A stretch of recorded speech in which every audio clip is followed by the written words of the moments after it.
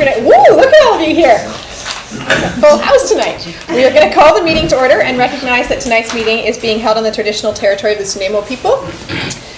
We have one transfer of items to the open, which is a letter from June Ross. We'll put it at 11.2 and under correspondence. Is there any other additions? Yes. I'd like to put the issue of the trustee office on the agenda, please. Okay. Where would you like that? Here. Under new business. Sure. 16.1. Trustee office. Okay. Any objections to that addition? No? Okay. Any deletions? Seeing none. Any changes in order from folks? Seeing none. Any objection to approving the agenda? Seeing none. Minutes. Any objection to approving the minutes, from September 27th? Seeing none. Any objection to approving the minutes from October 4th? Seeing none. Moving on. Section 72.3 reports. Does somebody want to move these? Be received. Moved by Trustee Berzovich, seconded by Trustee Robinson. You two are a team today. Any objections to receiving the Section 72 reports? Seeing none. We move right into our presentations.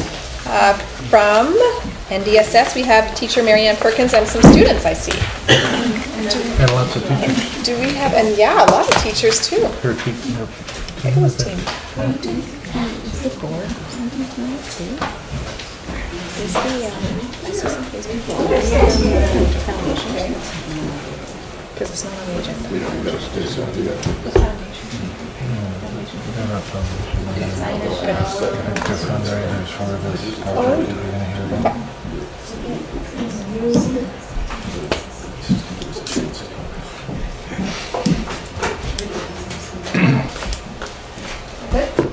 Yeah, good. Thank you. So we begin? Well, thank you so much for having us here tonight. Not just myself is here, but also Bev Long and Martha Parker. And we are the three coordinators of the, excuse me, the Student Spaceflight Experiment Program. And can I also just welcome Joe Moretti and United Savings Credit Union, who is one of our biggest local supporters. Thank you for coming tonight, and student Emily for attending as well, and our principal and Jeff and Ricky. Thank you. Well, this all began when I answered an email that was forwarded from John Blaine, and a lot of phone calls later, and months of trying to find the funds, and eventually it happened, and so this is what we're going to do. I myself am the co-director of the science, the head coordinator. Martha is the co-director for proposals, the writing, and Beverly is the mission patch design coordinator. The Spaceflight Experiment Program is a program of the National Center for the Earth and Space Science Education in the U.S. and the Arthur C. Clarke Institute for Space Education internationally.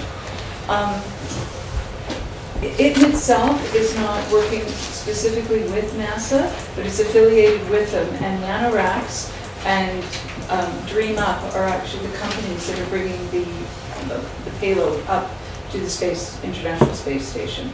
It's an opportunity for students to experience a high caliber, we used to say STEM, science, technology, engineering, and math education, but now we say STEAM because we incorporate art in that as well. And it actually works for students from grades 5 up to 16 with universities. And it's designed to be a national model for inspiring and engaging the next generation of American and Canadian scientists and engineers and addressing science literacy. So this is who is involved. Approximately right now at NDSS we have 500 students, over 20 staff at NDSS, including teachers and administrators. Sponsors to date and donors include Nanaimo Ladies Good Public Schools, BC Hydro, I'd like to thank Ted Olenek for that, Magellan Aerospace, and the Blue Moon Fund for a total of 24,000 US funds. Island Savings Credit Union has given us additional sponsorship, which I'd like to thank again. And we also have support or mentorship from researchers and scientists from Vancouver Island University, and Dr. Tim Broder is here, and Elder College and the Pacific Biological Station. This is the timeline. Over the summer, Martha and I were securing funding, and at the beginning of September, and it's in red because this is where we are today, till November, the students are designing an experiment. And on November 15th, they will be coming, we will be getting a review board, and 3 of those will be chosen. Of the 3, they will go down to NASA, and 1 will be chosen, and then we get into January and March. Sometime in the spring, it will be launched, and it will be sent to the International Space Station, returning to Earth, and then late June, early July, the students can attend a conference at the Smithsonian National Air and Space Museum. The benefits, it's a STEAM education of science, technology, engineering, arts, and math. It complements the inquiry-based approach to learning and the goals of the BC Science curriculum and core competencies. It promotes active engagement of students and allows for personalized learning. It also incorporates first pupil knowledge with experiential learning, as well as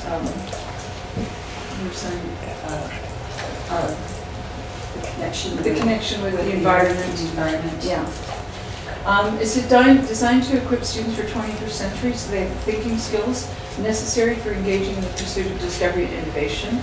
And finally, it's developing scientifically literate citizens who bring a scientific perspective as appropriate to their environment and learning. And the mission patch design, these are 2 that have already been submitted from past missions. 2 will be designed, 1 from students at NDSS, and 1 from 10 feeder elementary schools to NDSS. Both of these will accompany the space flight and then be returned to the school. It's kind of special for the little kids. This is the experiment. They are going to be working in groups of, they're working in grades 8 to 12 and will be working in groups of 3 to 5 to design an experiment that will compete to be tested in the microgravity of the International Space Station. This is the tube. It's not very big. And it will be, there's stoppers at either end, and there'll be clamps in the middle, and they have to send it up in stasis, activate it by the astronauts, and then turn it off, whatever the experiment is, and come back down. At the same time, they'll be doing a ground truth experiment here in gravity, and then they get to compare the differences. So 1 will be chosen, and that will be performed by the astronauts. And these students will then be performing the same experiment here. And the inquiry question that they have is, what physical, chemical, or biological system would I like to explore with gravity seemingly turned off for a period of time as a means of assessing the role of gravity in that system? And this is the mini lab that they will have. This is the exact one that they will send up. It's very small, so they have to think on a small scale. We could not put like little gerbils in there. They look quite quickly. Add in there? No, you may not. Anyway. And then the students will have the opportunity to attend the launch from NASA's Kennedy Space Center in Florida, and to present their study at their own research conference at the Smithsonian National Air and Space Museum in Washington, D.C. in late June, early July. So this is quite amazing. They become dignitaries and they get to be VIPs. And there's the website. There was a little article done in the Nano Bulletin that was in September.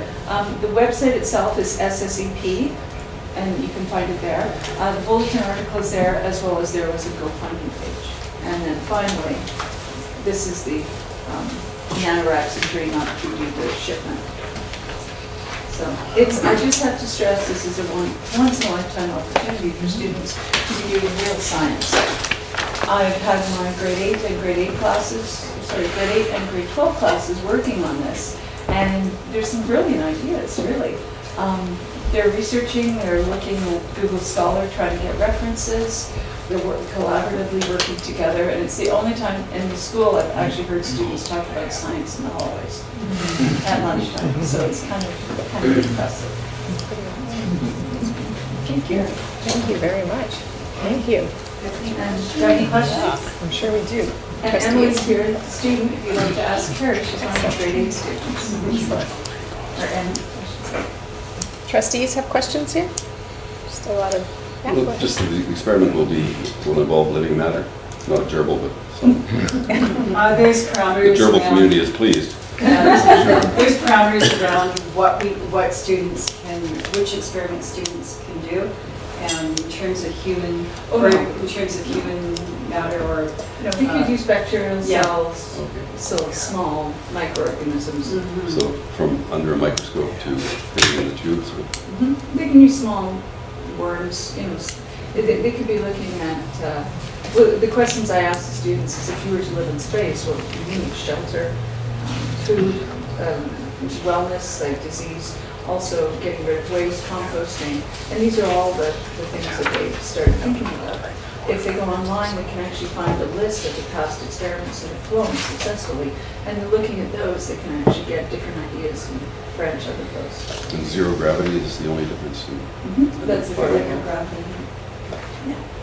Thank you. Thank you so much. Trustee Robinson?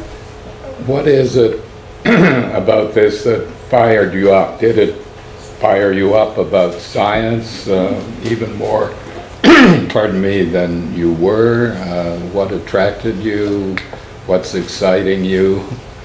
Well, I just found it really, really interesting that, like, a couple of children would get to have the experience that Ms. Perkins described, like going to the space station and seeing the ship launch and going to like your own conference. I thought that was really cool. And I also was sort of intrigued by the thought of creating our own experiment and being the directors of that. Can you tell us a little bit about what you're thinking for your experiment? So me and Cassandra will be seeing if epoxy's resin will work the same as microgravity as it will in our gravity situation here, because epoxy is a lot stronger than glass. It's a really good adhesive for metals and other things. Interesting. Trustee Bob? Oh, thank you. I was just wondering if you could tell us a little bit more about the GoFundMe page and what that is about.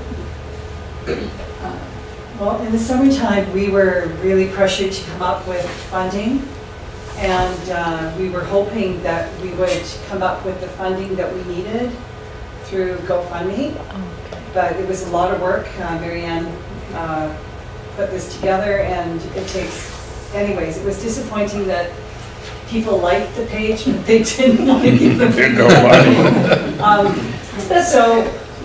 So anyways, Joe Moretti and Island Savings Credit Union came up with the funding, and they were very instrumental in coming forward. But at the same time, I think Blue Moon had offered before them, so we had secured the funding at the last minute with Blue Moon Group, and so the money coming from Joe Moretti and the Island Savings Credit Union will help fund the our traveling from Nanaimo to Florida, and then for the same group, when they go back to the Smithsonian to present their findings and their experiment, that will be later on in June, at the end of June. So that'll go very far. And yeah, if you know anyone that does want to contribute, we have a GoFundMe page there, you've got the link. And I also want to actually thank our PAC at NDSS Yes. that contributed $800 as well. Trustee Solomon? Yeah, thanks very much. That was really excellent. I just want to ask you, how do you decide which students will go to Florida and to Washington? Well, that would be based on the merit of their proposals that they write. They have to come up with background reasoning, like justification, references. It has to be logical, it has to be a viable experiment as well. And we'll have a step one review board that will involve scientists at VIU at the moment and retired ones as well that will be reviewing it for its merit. Okay. Thank you. Thank you for inviting us. Thank you so much. Oh, wait, we're not done. Oh, no. Not going yet. They're trying to do it. Trustee Berzovich? I actually have two quick ones. You said that STEM has now become STEAM. Yeah. Can you tell me about art and how art integrates into, because that's fantastic, fascinating to me. Well, Can you speak to that? I can just say that definition. with There is a mission patch, but there's also a recognition that art is a language and it communicates so much through the patch in the community connectedness to the project itself, and also with our Aboriginal ways of learning. We have connection with community. We also have connection with sponsor elders, if you will, people who are retired scientists and so on, who are connecting back. We also have people who are connecting through the arts. So it's a very holistic approach to bringing in everybody in the community as much as possible to enrich students' mode of expression and involvement. And if I may, I see, you heard 500 students. Mostly grade 10 and up, or? No, 8 to 12. Yeah, 8 to 12. Okay, so is it, would you say it's fairly evenly broken down?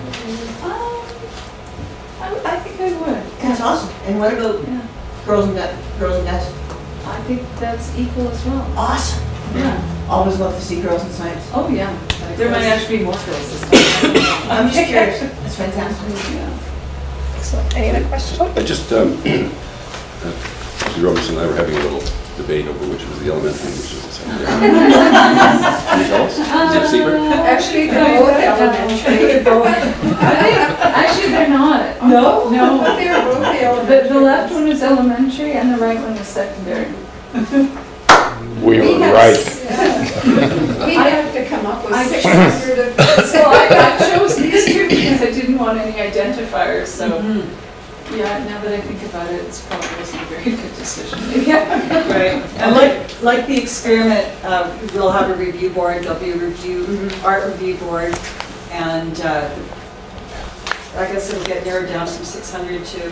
Yeah, we have 300 coming from our feeder schools and 300 entries from secondary, and those will go to panels who will decide on the one from each of those two categories that will be going, and then they go all the way up to the space station, and when they come back down, then we can do all kinds of wonderful things with them in our schools and in our district to really expand the profile in the way of marketing and other good ways to bring notice. They can also make cloth or metal patches out of them, and they can sell those as well. Better buy the pizza. Buttons, yeah. The T-shirts. 600. Yeah, it might look good on your jackets. And to me, I mean, if we could tie the art in with the experiment, it would be a way of people unifying and rallying behind the experiment. You know, wearing a T-shirt or a button with a patch on it. New Star Trek movie. Absolutely. Well, I really want to thank you guys for coming tonight. This is an example of the new curriculum in action. It's so incredible, and your dedication and your professionalism and your passion is touching so many students all the way, and us as well. This is really exciting. I can't wait to, maybe we'll get updates throughout the year on how everything's going, because that's really great. Yeah. Go ahead. Finish? Yes. Can I finish? Yes. Thank you all for coming, and Marianne, thank you for running with this. It's great, and you're doing things with it that I never dreamed of. So. It's pretty cool. But thank you for offering it at the beginning. Yeah, good. Just a quickie, is there any way we can sit in on some of this stuff or participate in any way? How about when one of our panels, there might be an opportunity For the review boards. I would love to do that. Okay. Sorry? Do you know Art? We'll be setting them No, I know up, Fred though, his after brother. November 3rd. So we'll send an email out to you? Thanks. Okay. Thank you very much. Thank you so much.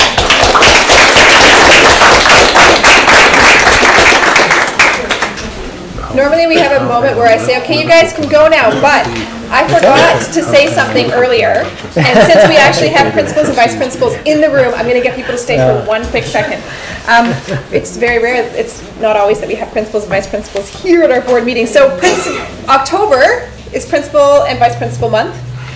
And I started this list of what a school principal is, and I'm going to read out all the things that started coming to my mind. An educational visionary, instructional leaders, disciplinarians, community builders, public relations expert, budget analysis, facility manager, the broker of often conflicting interests of parents, teachers, students, district officials, unions, all the while being sensitive and knowledgeable to the ever-widening range of student needs. In short, they are our leaders. The board extends a deep appreciation to our school principals and vice principals and their exceptional leadership and dedication to our students and the district.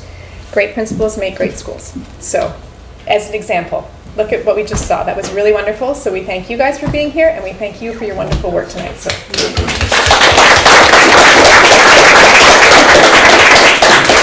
So you guys don't need to sit around for the rest if you don't want to. You can if you want. It's scintillating.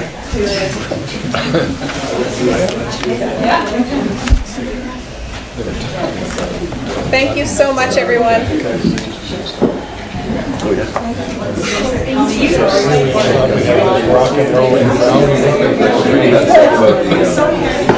How is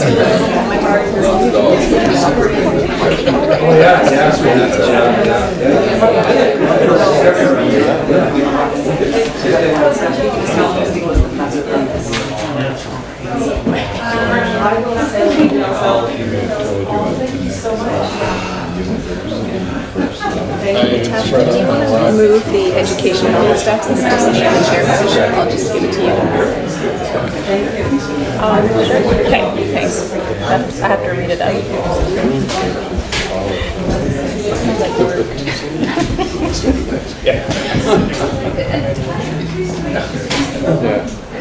All right. Are we ready to move on then? Okay, so moving on to correspondence. We have correspondence from Jennifer Brand. The seismic mitigation at Solera Elementary is attached. The Agenda Study Committee recommends that the Board of Education of School District 68 refer the correspondence re seismic mitigation to Jay Brand to staff for a response. And the reason that that's on there is partly because I've spoken to her since she sent the emails to me. I've spoken to her, but also that she's working with staff already. They've kind of moved past this letter. There's been more that's happened. So to respond to this letter specifically would kind of be 2 or 3 steps behind where the staff has already taken this particular issue. So does somebody want to move that? Trustee Brennan, seconded by Trustee Robinson. Any opposed to that? No? Okay, thank you.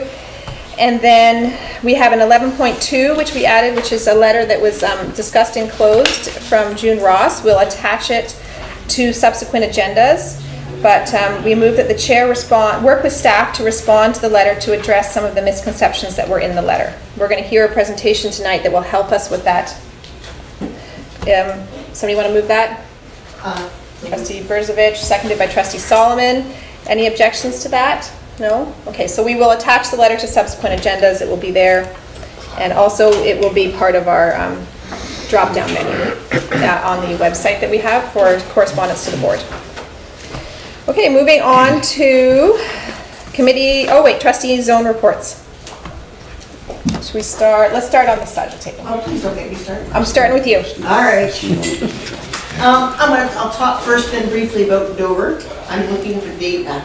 I was going to look at the date, but that's okay. They had the colleges and universities come in October to talk to students about post-secondary. I went and visited Monday. Today's Wednesday. The QSA group and talked to them and learned a lot about what they're doing around issues of homophobia, transphobia. They're starting the anti-bullying campaign, a poster campaign. They were working on finishing posters. I'm going to go back. They would like me to come back. They would like me to bring in the policy and talk about the policy. And they were actually saying that visited 3 QSA groups in the district. And at some point, some of the students would like to work with the social justice advocates and maybe come and present to the board about what's working and what's maybe not working as well and where we can do better. So that's something that's on the radar. I'll be taking that to City Schools to our next meeting. I have been at Rutherford, visiting Rutherford a few times, helping out the kindergarten class. I was going to show a little video tonight on self-regulation, but I'm not because of something else I'm going to show. What else? And the biggest thing for me is I spent a lot of time at McGurr this past month looking at, we had the playground opened at McGurr, the new inclusive playground. I've spent time visiting classes and they have done amazing work at McGurr. This is why I asked to be last. I'm afraid I'm getting emotional here. I went and taught all the different seats, throughout the school.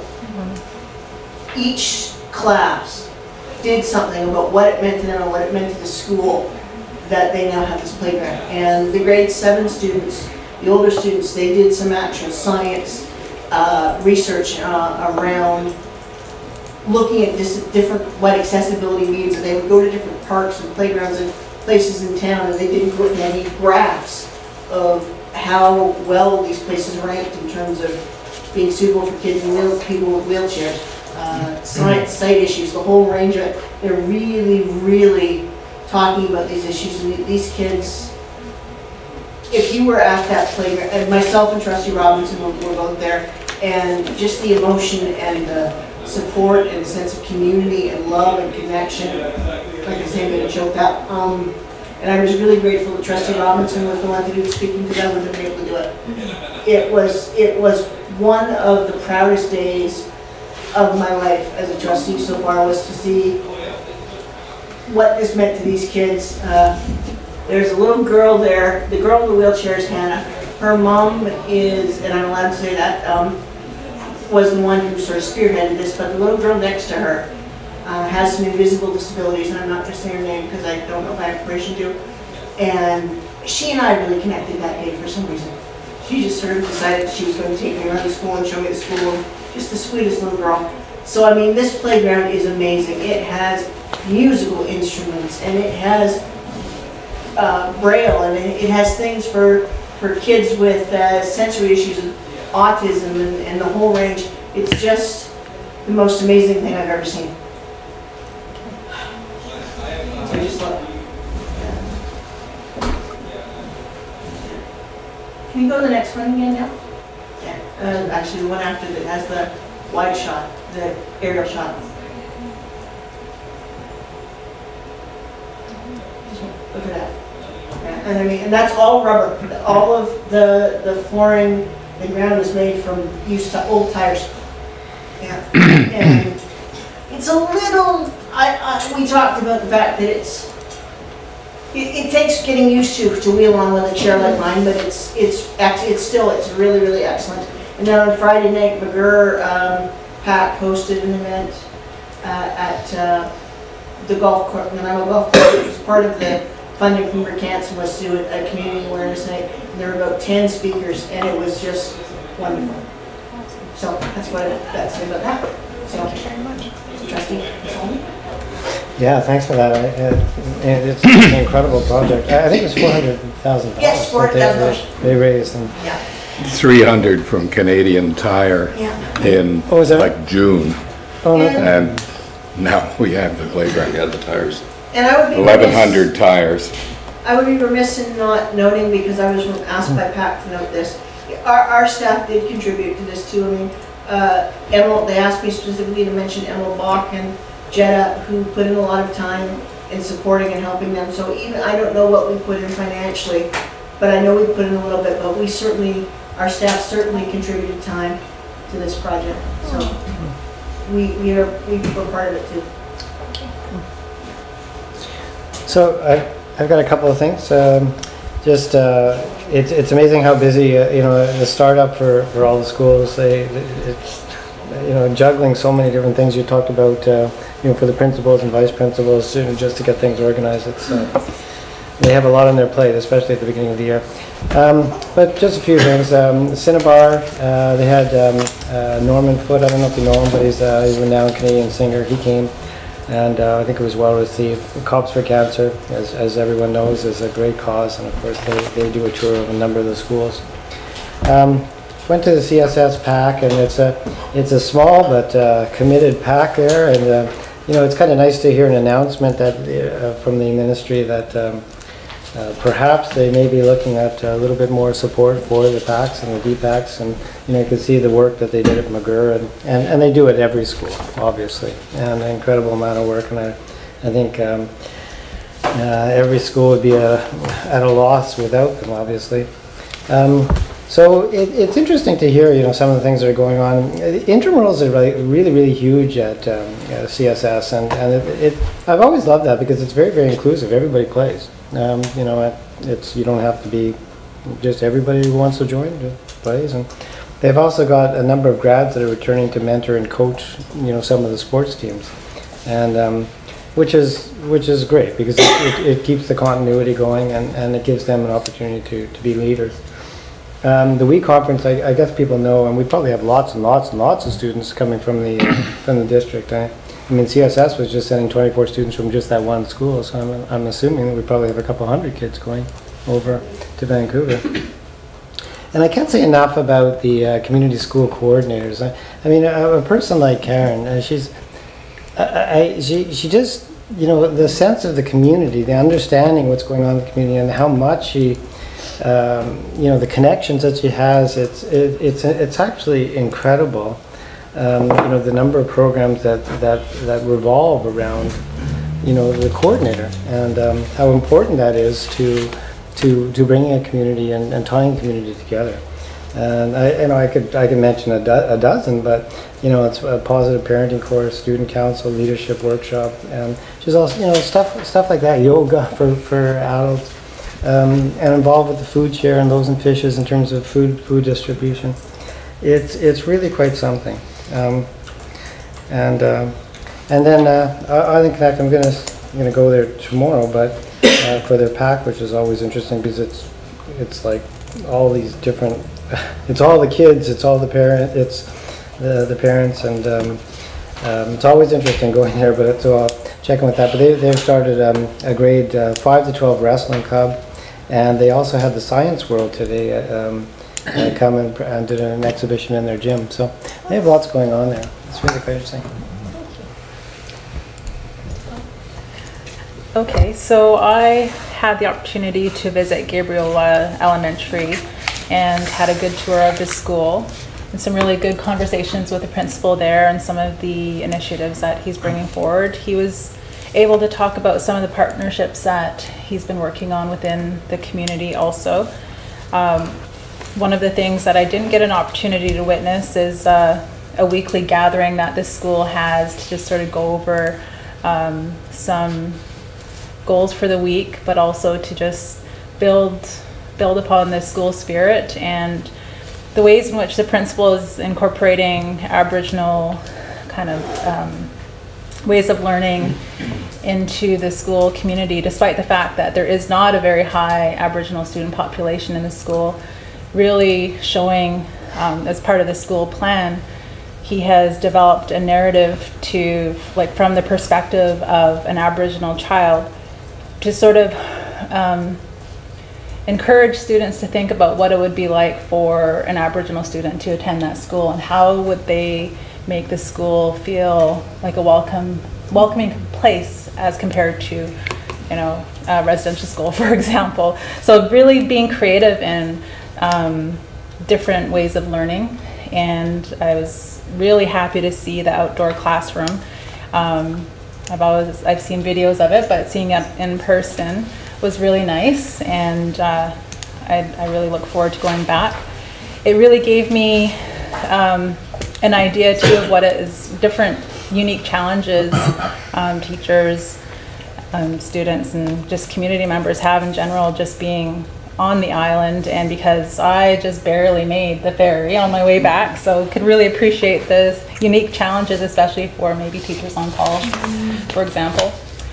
I did not make it to any of the other schools, but I did touch base with them, and I do plan on going to visit those schools also. I did have an opportunity to attend Vista, and I was really happy to hear some of the innovative strategies that the school district is taking with respect to innovation. One of the things that really stood out for me was how they bring all of the science teachers and some of the, the teachers that are focusing on coding and all of that together to strategize and develop plans. And they actually have a website on there that has a list of resources and tools that teachers can use to just really build innovation and technology skills. So I think one of the things I really liked is how they actually do virtual field trips with their students, so their students can learn from different places by actually doing an online tour of a place with another classroom and learn together with other students somewhere else in the world. So really interesting ideas. We had a good presentation by the BC representative for children and youth, and he was able to share some of the trends for children in care in our schools, and just talked really generally about some of the small little things that can make a world of difference, like the challenges ministry children have with getting permission slips to participate in field trips, and how that poses a bit of a barrier for students to have those learning experiences also. So I found it very helpful to attend. There's so much more that I could speak to on that, but we also kind of touched on trying to encourage our boards to become engaged in conversation around some of the, we had a presentation by BCPC representatives, and they just really encouraging people to engage in dialogue and provide feedback, and more specifically around the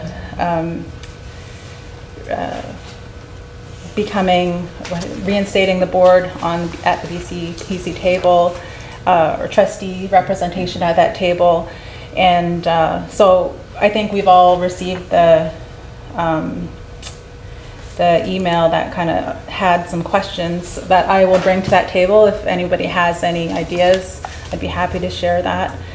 And last of all, just wanted to ask and just share that one of the big discussions that will be coming up in the next little while is about the legalization of non-medicinal marijuana, and we're going to be trying to engage in dialogue around that. So if anybody, I think in the future, I'd like to be able to put that on the agenda as well.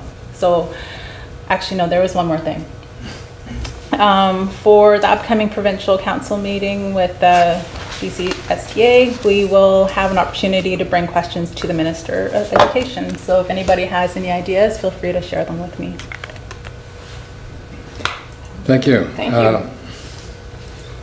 I've had time, I had to go to Ontario for a couple of weeks on family stuff, so I haven't had all that much time, but I've visited each of my schools a couple of times and had lunch with the elementary teachers at each of my schools. Everywhere I went, especially in the teachers' lunchrooms, at some time they brought up EAs, and that they certainly could use more EAs. They didn't have their hair on fire, but that was one of the things they talked about. And then talked about the SCC decision and the positive impact that's having, and the energy in the school and the attitudes. All in all, the feedback was very positive from the teachers. And I had the opportunity, Tanya mentioned, of speaking at the official opening of the McGirr Playground. After close to 30 years in radio, I have this feeling that I talk good, but wow, I had a hard time speaking that day. That was really emotional. I was better the next night. I had myself together. But speaking about emotion, 2 days ago, I think it was, I was at Georgia Avenue for a visit, and in the district life skills class and went out to their playground, and there are either 3 or 4 pieces of equipment as opposed to 23 or 24 at McGurr. Gravel, so the 3 kids in wheelchairs in that class can't get on our playground. And if they could, there's little there for them to play because it's not designed for kids in wheelchairs. So I'm just saying we should know that. I did mention to the people from Canadian Tire that I knew of a school in the South End that could use a playground like that. But the comparison was, it certainly got me. I'm on the Leaders for Learning Committee. Is this an appropriate place for it? We get together for half to 3/4 of an hour and just share what's going on with the various partners. And so, quick report, Patty Edwards from Synaos was talking about various economic development things that are going on with them.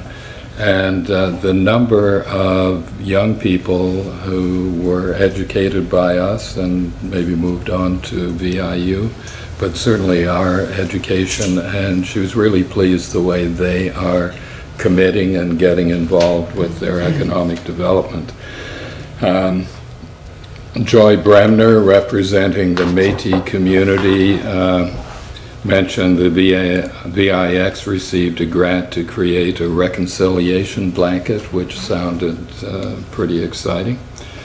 They had 200 applications for status in the last few months, so there's a real change in Métis people coming forward.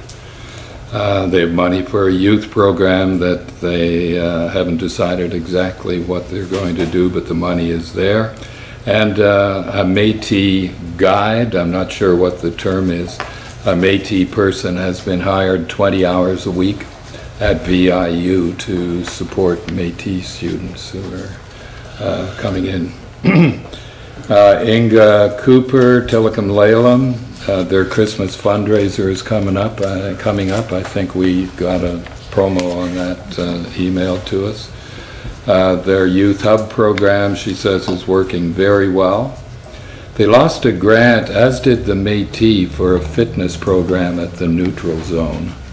And as she talked about the Neutral Zone, we all know the problems outside that building, which it's the city, it's us, it's a lot of us. And the report from Sinemu was they're doing Hulkaminum lessons continuing every Tuesday and Thursday. So that's that. And then Derek Beeston and Jeff Eisenhower were there. Derek is learning alternatives now at Barsby, and Jeff is a vice principal there. Derek reported very complimentary about CUPE workers, employees who bent over backwards to get them established there. They're tight for space, he mentioned. They lost 2 classrooms in the move, but just gained 1 back recently in the last couple of days. Last year they had 120 students. This year 176 students. So you can tell they're squeezed a little, 56 additional students. Roughly a third more than last year. And smaller space. But it all seems to be working out. Few squabbles, Derek reports, between his students and Barsby, but nothing to worry about. A little pressure has been taken off their staff because now instead of having to prepare meals, they're giving the kids chits and they're going to the Barsby cafeteria, and that's working out well. And he did say if the time ever comes when they have their own building, he really recognizes, and the kids recognize, the importance of the wellness center at Barsby. And Jeff concurred with Derek, one after the other. Barsby has 770 students this year. That's up 20 from last year. And both of them agreed that there are still transportation challenges there with buses. Kids used to be dropped off right here at NDSS, and they're in the process, and they say it's getting better to improve transportation for the kids. And that's my report. Thank you very much. Trustee Brennan. Yeah, I don't have anything on own schools, just two items. One is, I did have coffee with Doug Backhouse, who's a local businessman, and he expressed concern on his part and from others that he knows regarding an increase in uncivil behavior in the downtown area of Nanaimo. He's written to the board, and his interest is in forming or mobilizing a community group to come up with some solutions to the behavior and determining its cause, and if we can contribute to improving the situation. I can also give you a first-hand report on the McGurr. We took our granddaughter, baby Rosa, who's almost two, and she reveled in it. It was like walking on a cloud first, because the surface is so soft.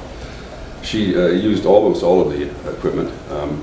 If you asked her to rate it 1 to 10, I think if she could write, she would rate it 10. And lastly, there's stones. There's a sort of a stone garden, which has all sorts of contributions.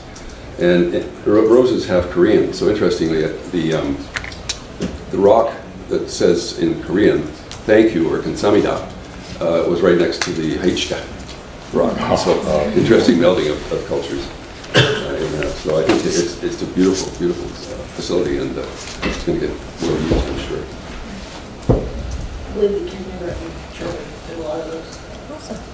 Just a quick thing, thanks to you, I did also, when I was at the Leaders for Learning, let them know that we'd appreciate input that they have for our reconciliation goals. So I'm assuming after I left, they talked about that. Thank you. And you had something you wanted to Yeah, add if the to- board wouldn't mind, since it's come up twice in the neutral zone and also downtown core piece, Mr. Sable could give a brief just on what we've been doing most recently that we're quite active with. I With would your welcome permission? that. Any objections, people? Yeah. No? Okay. Thank you, through the chair. So the district has received a number of bits of information and correspondence around the Selby Street site, including reviewing the letter from Mr. Backhausen. We have sent a crew down recently. We have responded to every request that we get with respect to activity down there and maintenance of the site. We did recently send a crew down there, and they did in fact remove all the sharps and paraphernalia from the site. Our crews were specifically trained by our OH&S department to handle that. I believe that they picked up 8 sharps containers of material. We also had our grounds crew go down and review the site and trim blackberries, bushes, etc. We we have, in response to some activities at other school sites, we invited a number of partners to a meeting to start a discussion with respect to what we believe to be increased activity with respect to drug paraphernalia. So this week we met with a number of partner groups to start that conversation. It included the RCMP and the city of Nanaimo. And subsequent to the meeting, we've been invited to sit with a group at a meeting at the City Hall with stakeholder groups and continue the conversation. Okay. Thank you. Thanks, very Mr. much. Yeah, thank you. Any questions for Mr. Sable on that? No? Okay, we're going to move on then to committee reports. Get Natasha to do the Education Committee. Okay, so on behalf of the Education Committee, we move that the Board of Education of School District 68 to write a letter to the Ministry of Education urging them to make the information received from the Foundation Skills Assessment only available to teachers, parents, administrators, and/or release the information on a large aggregate basis rather than school-based, such that the details is masked. Should be automatic. Oh, it should be awkward. That's okay. Okay, seconded by trustee Berzovich. Any continuing conversation on this? We talked a lot about it the other night. All in favor? Any opposed? Carried unanimously. And the second one? That the Board of Education of School District Number 68 direct staff to develop a mechanism for parents of grade 4 and 7 to opt out of certain results of the Foundation Skills Assessment, not to be forwarded outside with ministry. Seconded by trustee Berzovich. Okay. It's a bit, I just wonder if we should, if I could suggest an amendment to that. Okay. Somebody would like to amend that maybe it's investigate the possibility of developing a mechanism, because this is tells them they have to do it and we don't even know if it's possible yet. So if somebody wants to make that amendment, because I'm sitting in the chair seat, it's really hard for me to do that. To explore Explore? a mechanism. for Okay, parents. to explore. Steve, second for the amendment? Seconded by trustee Berzovich. Any questions on the amendment? No? Okay, all in favor of the amendment? Okay. Any questions on the amended motion? All right. Any objections? Okay, how about this? Just all in favor of the amended motion. Here we go. Thank you. Approved unanimously. Thank you. No worries. All right. Trustee Solomon, you can do the business committee. So from the Business Committee, with respect to donation requests, that the Board of Education of School District Number 68, Nanaimo Ladysmith, directs staff to develop, with input from the board, a policy and/or administrative procedure regarding donation requests, and bring this policy and/or administrative procedure forward in the spring of 2018. Seconded by trustee Berzovich. Any questions on this? No? Okay, all in favor? Carried unanimously. Assistant Superintendent Estiger. On our updated administrative procedures.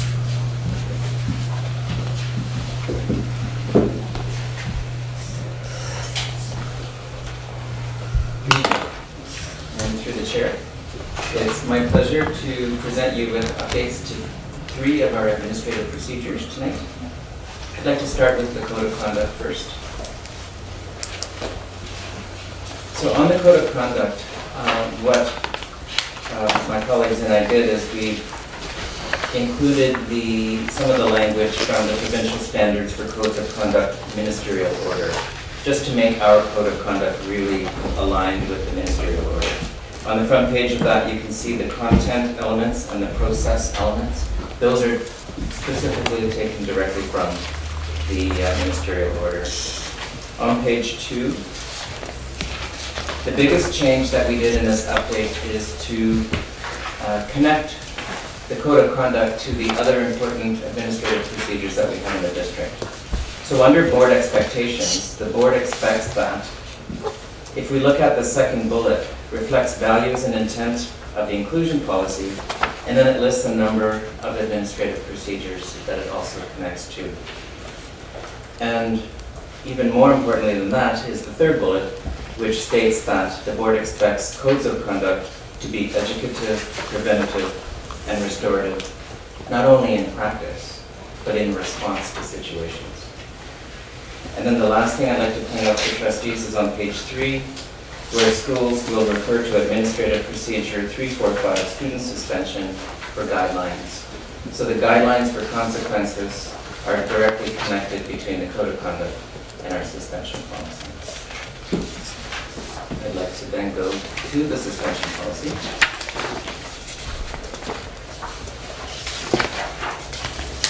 So on page 1 of the suspension policy, an update is a direct tie-in to the administrative procedure for Code of Conduct.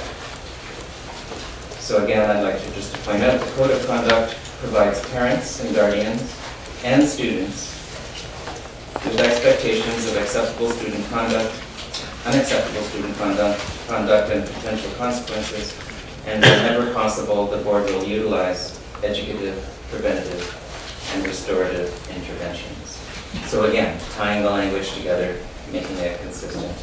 On page 2, an addition was students with special needs. So when a school is considering suspension, that they pay particular attention to the needs of our students who have special needs, because they may not be able to comply with the code of conduct. And on page 3, illegal acts was added from the Criminal Code of Canada, just to identify illegal acts are possession of weapons, setting off a false fire alarm, or a serious threat or assault against a person. And we have a VITRA process, a violent threat risk assessment process. So I've highlighted that in here just to be totally inclusive in tying these pieces all together. And that's the extent of the updates on the student suspension. And then the last one is an update to our physical restraint administrative procedure. And what I wanted to do there is to add seclusion. So on the front page, the definitions in this administrative procedure align with the ministry's guidelines, the BC Ministry of Education's guidelines for physical restraint and seclusion that they created in 2015. We hadn't tied those into ours, so now they are. And if you look at the third paragraph up from the bottom, board employees routinely use a variety of educative, preventative, and restorative interventions to respond to a range of disruptive student behaviors, and every effort will be made by employees to use such actions as they go forward to help students. On page 2, the definitions are there that I spoke of. And under seclusion, I'd like to point out the board does not support the use of seclusion or involuntary confinement of students. And then further down, number 4 and 5 at the bottom of the page, physical restraint is only used as a last resort. And if it's used, parents and guardians will be informed. And then on page 3, the last item to bring to your attention is that physical restraint is always conducted, number 4 on page 3, is always conducted in a safe manner by a person who is trained in the proper methods as we teach through non-violent crisis intervention, NVCI, which we provide routinely throughout the school year, every school year. And that concludes the updates to those 3 admin procedures. Any questions? Trustee Brennan? Yeah, I just have one, and that's with regard to seclusion outside of the school building, and particularly in the winter months. That's happened, and I wonder if that is going to continue to happen. Well, I can't speak directly to what you're referencing, but the use of seclusion isn't endorsed by the district, so it should not be happening. If it does, it's only because that's the only way staff have concluded they can keep the students safe until the proper authorities, usually the RCMP, arrive. But my question is, will there be seclusion in the outside of the school? There shouldn't be seclusion at all. I know, but you're saying there shouldn't be, but on extreme occasions there is, and I understand that. But can you confirm that it will be in the school building or in a room in the school building rather than outside, particularly in the winter months where it is not nice? I don't think I can comment on speaking for that many people in a school district. We have a policy that says we don't do that. Okay. Thank you. Questions? I just have one question about page 2 of the physical restraint. When you talk about parents and guardians will be informed of the restraint techniques immediately, if it happens. Will we be making an effort to make sure that TTOCs are aware of that? Are they expected to understand these rules coming into the classrooms and expected to know all of these things? How do we know that Great question. Typically, we know the students who have such challenging behaviors that would require physical restraint. So yes, we wouldn't expect a TTOC to do that. No. We would have someone in the building who would be able to intervene. Okay. And on that also, it's the home teacher's responsibility to ensure that in the TTOC package, any specifics around students would be included. I do think also that as we move through tonight and with these administrative procedures, that they will now be uploaded and moved out to the field. And so there's a lot of good discussions and et cetera that'll have to happen out there and staff meetings and et cetera as they filter out. There's been this in the work of Mr. Essinger and his groups have tightened up a lot of things. So there needs to be a lot of conversations. As to Mr. Brennan, Trustee Brennan's ask, you know, there's always the emergent conditions, but best case scenarios is, of course, it wouldn't be outside in the winter time and those types of things, but depending on each individual piece. And these are things we need to get very, very good at doing, and most of the time, it doesn't happen a lot, right? So to gain those experiences in the different groups, it's normally new to people when they do experience these extremes. Trustee Brzovic. Thank you. I did this. This reminds me all of that I was going to ask about on page 6 and 7, the forms, the physical restraint exclusion report. So who then is that a review between who reviews this form? Okay, so and how does that work? On page 3, number 3. Anytime physical restraint is necessary, the physical restraint seclusion form is immediately filed with the principal, the occupational safety and wellness manager, and assistant superintendent. Parents and guardians must also be immediately informed. So we review it immediately. The site-based safety committee would also be made aware that such a thing had occurred at the school. Okay. Any other questions? Thank you very much. And just, you know, for public's information, these are updates. These aren't brand new all the changes you've just explained to us, so they're not brand new. They're just updates to them. That's right. To make them more current. Yes. Thank you very much. You're very welcome. We now are moving on to unfinished business. We have a presentation from our Director of Planning and Operations, Mr. Sable, and I believe Mr. Hackwood's going to do that presentation. It's an update on lead and water brought to us in part by the letter that was added to the open agenda, just to hear how we're doing on this process. It's a topical issue that appears in the paper. It's a public health issue, so we just want to make sure that we are staying informed of how we're doing on this issue. Thank you for coming tonight. Thank you. Release this alive.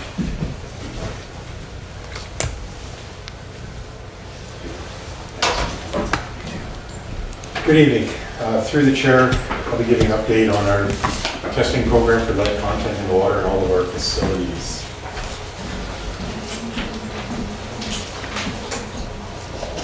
Let's go.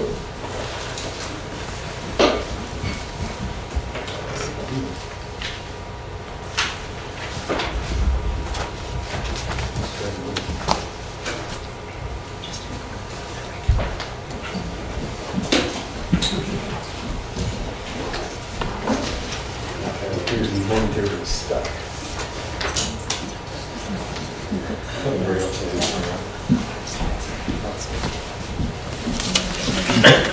As you know, on February 24th, 2016, the Ministry of Education directed all school districts within BC to begin a program for lead testing of in the drinking water in all facilities built before 1990.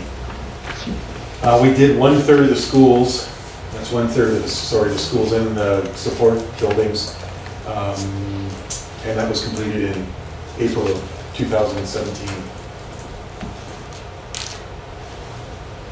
Following recommendations from our environmental engineer, we spent approximately $85,000. That was reallocated SEP funds from Cedar Elementary and NDSS. Were spent remediating the schools, and the physical remediation in the end ended up being about 28 auto flush valves, 6 fountains, 3 faucets, and signage at all the pre-1990 schools. We didn't just do the 1/3, we signed every school in the district. And we communicated with each of the schools, met with the principals, communicated with the PACs, the parents, and we had a bulletin on the water testing that we actually posted in each of the schools and left in place. That was phase one, or sorry, year one was 2 high schools, 8 elementaries, 3 or 4 support buildings. So then we learned some stuff from year one. We found that we did all the testing and held all the testing to the end, and then tried to go out to design, then tried to go out to contract. It took way too long, so that we're going to do it differently this year. We're going to, as each school the testing results become available, we're going to move that right into the design phase and try to get it to the work phase almost right away. The timeliness of some of our communications could have used a little bit of improvement.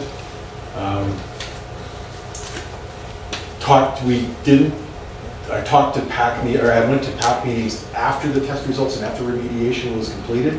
We're thinking this year probably we should talk prior to that, prior to the testing, prior to the results, to the remediation. Engineering solutions took a little bit more time than we anticipated. Contract execution took a little bit more time than anticipated. That's part of the changing the protest, the phasing the test results.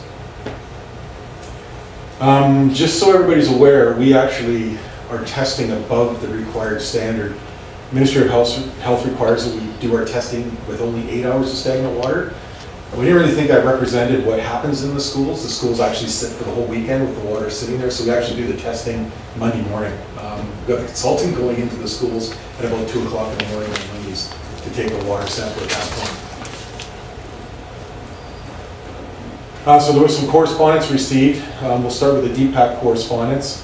The DPAC advocated to the school districts to install at least 1 water filling station for every school that doesn't currently have one. This was part of their letter. They requested that all schools, including those built after 1990, be included in the lead testing. Staff responded to them by saying that at this point we were currently working on year 2 of both the Ministry of Education and Health with respect to lead in drinking water.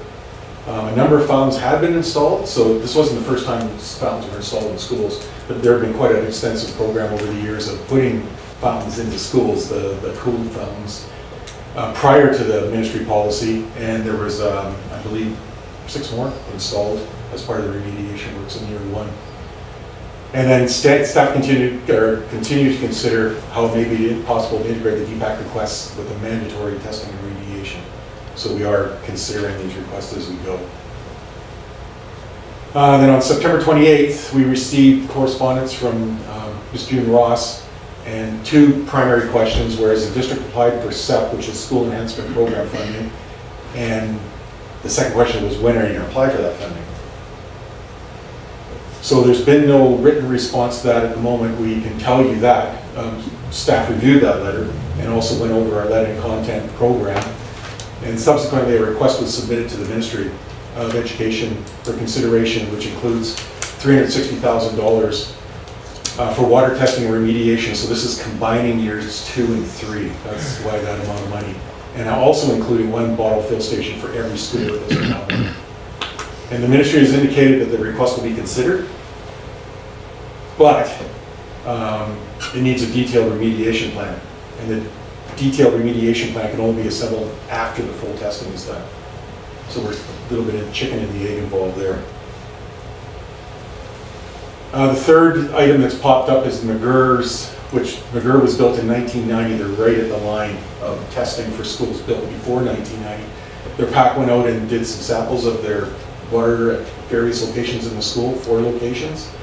And 1 came back with a count higher than the Canadian Safe Drinking Guidelines, which was 11.2. The guidelines say it can't exceed 10.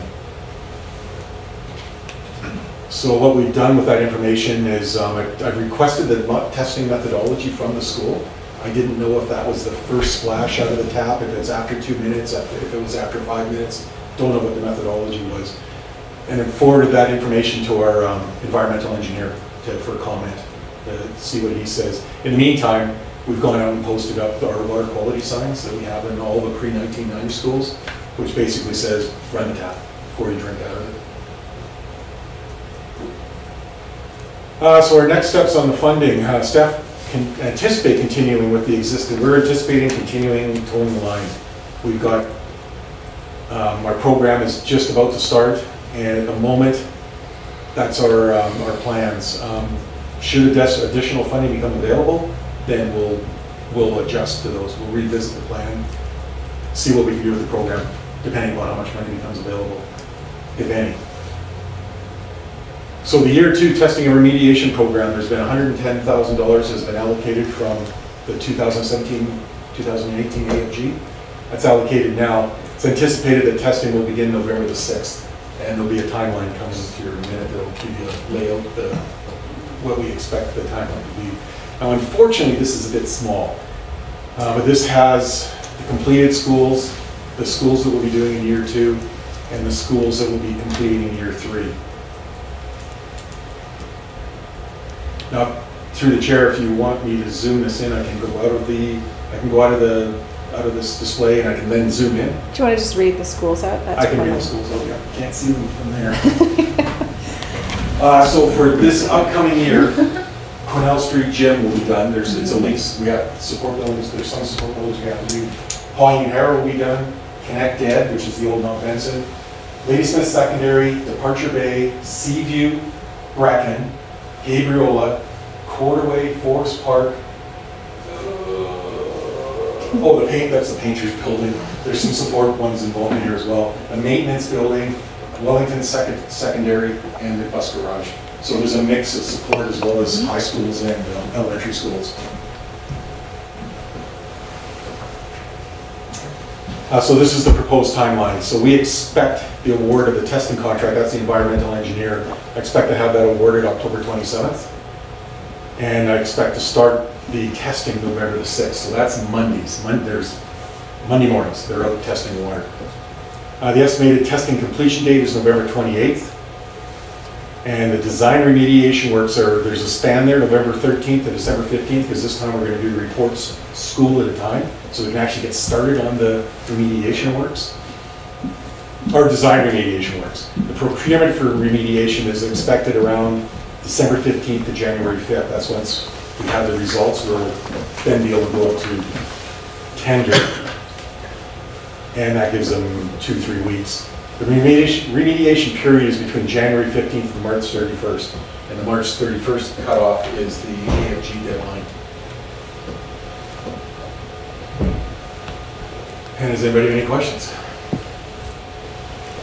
I do. So I'm just going to ask some clarifying questions from the letter so that, Ms. Ross can see. So you talked about using, how you applied for the SEP based on the letter. And so can you tell us why AFG was used versus applying for SEP? Because she would like to know why SEP wasn't applied for when the ministry seems to have given an indication that it can. But my understanding from talking about this is that SEP is not guaranteed because you apply for the grant. But AFG, we know what we're getting with our AFG, so we've budgeted it so that we know we can do it. Correct. Through the chair, Mr. Sibley, you may want to comment on the funding? Yeah, I didn't write down all the timeline, but that's correct. AFG is funding that the district can allocate and is guaranteed to get. SEP funding is a request to the ministry. And so the district set aside AFG funding because we could guarantee that we would get that funding. Okay. Having set aside the funds, we didn't ask for the funding through SEP. However, we have reconsidered that and put a submission into the ministry. However, it's expected, because of the timelines, we don't expect to hear about funding from the ministry until January, February, which if we held up our program would be, until we heard, would put it in jeopardy of completing by the ministry's timelines at the end of March. Okay. So we went ahead with the AFG funding. We've now put a SEP request in. And as Brian indicated, our plan to proceed. Okay. Thank you. That explains that. Tammy? Sorry, Trustee Burzovich. Thank you. The 2 requests from DPAC, the one about eventually maybe testing all of our schools, and the one about having the water filters, filling stations in all our schools. How far away are we from being able to figure out either of those are feasible? Through the chair, our current plans don't include those. Okay. Our 110,000 is in AFG, but our SEP application does include that. Okay. So we're a few months away from necessarily knowing that. Perhaps I could add a little bit more information. We've, as part of the 110,000, it's quite possible that we will be upgrading some of the fountains, because they could come back with certain testing results, and we have a certain amount set aside to it, like it's an average amount. So we could see some of those fountains upgraded. If we're under budget, we can also look at adding some of those items in as well. We're currently not considering the filtration aspect. We're looking at the auto flushing, and that means that there are no filters to go and correct in.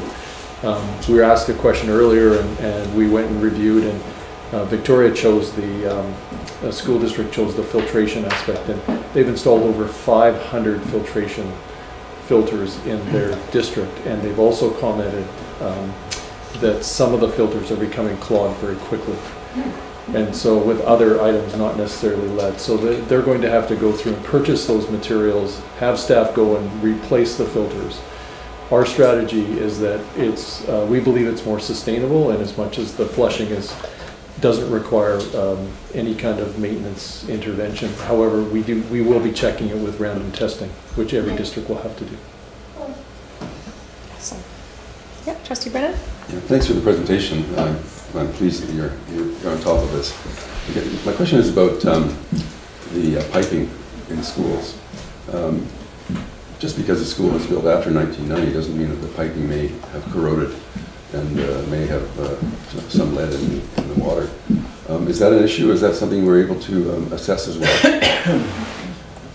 Through the chair, the lead was banned in solder in 1989.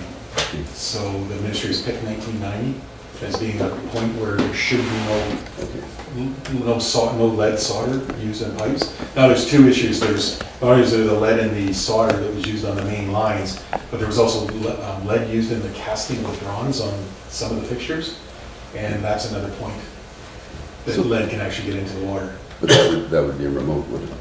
No? No. Okay. So you still have to be vigilant.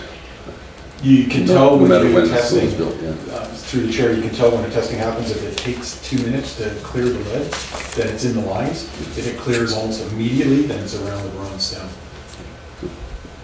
But just to clarify, so you're wondering if a school was built after 1990, if there's still a possibility that there would be lead in the pipes? Well, that was my question, Yeah. but I'm assured that the soldering was forbidden after that, but that some of the fixtures may have. Some of the fixtures may have. Okay. Thank you. Excellent. Any other questions? No? Thank you so much for coming in and Yeah. keeping us updated and informed on this issue. We really appreciate it. We must know what to say to Ms. Ross when she accosts us in the street.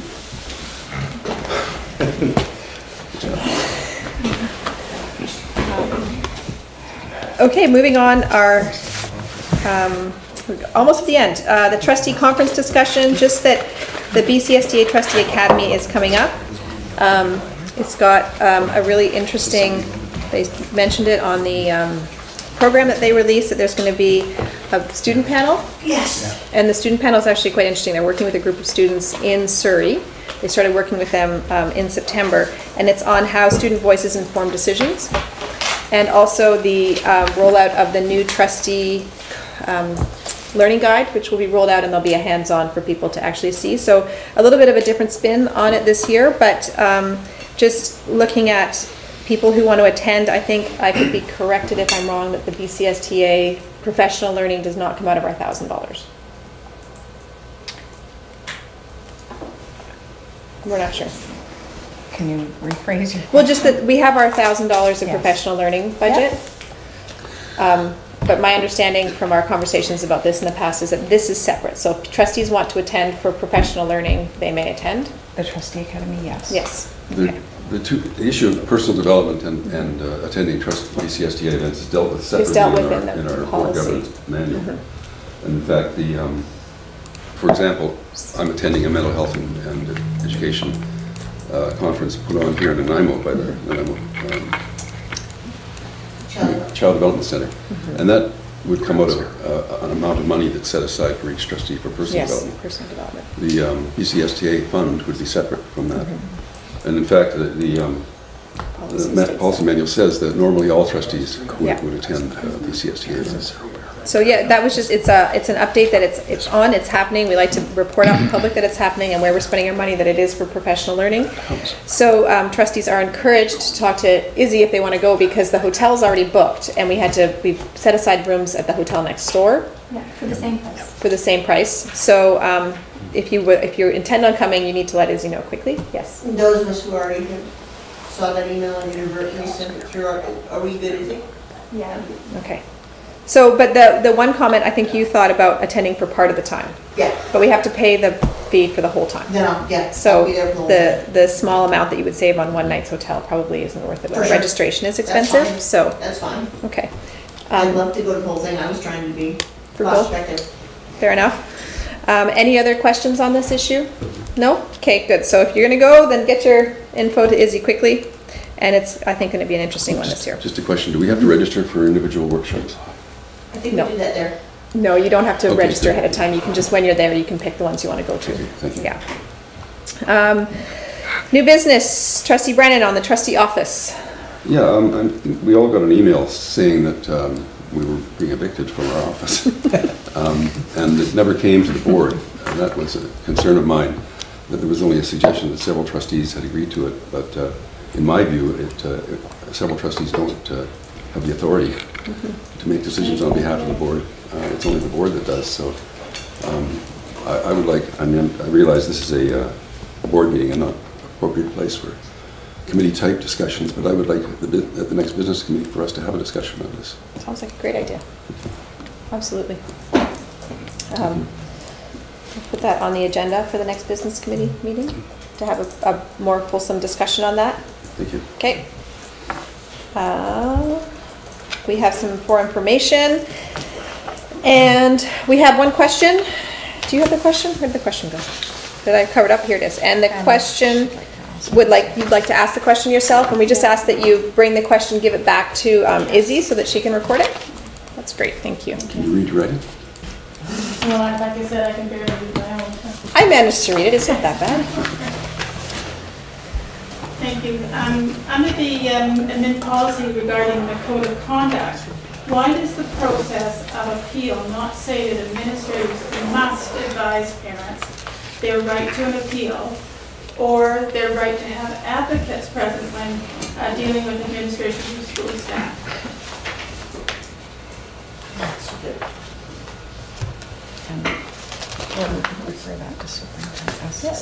Does staff want to respond to that, or do we want to?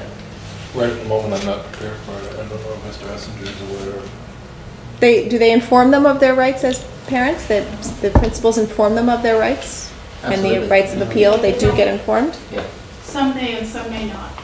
The reason why I asked this question is because I was the trustee at the time who put this on the floor, and it came to us twice. First one was on the fact that they must advise parents of their right to appeal. And actually at the time, I believe we even had a form, and they must give them the form.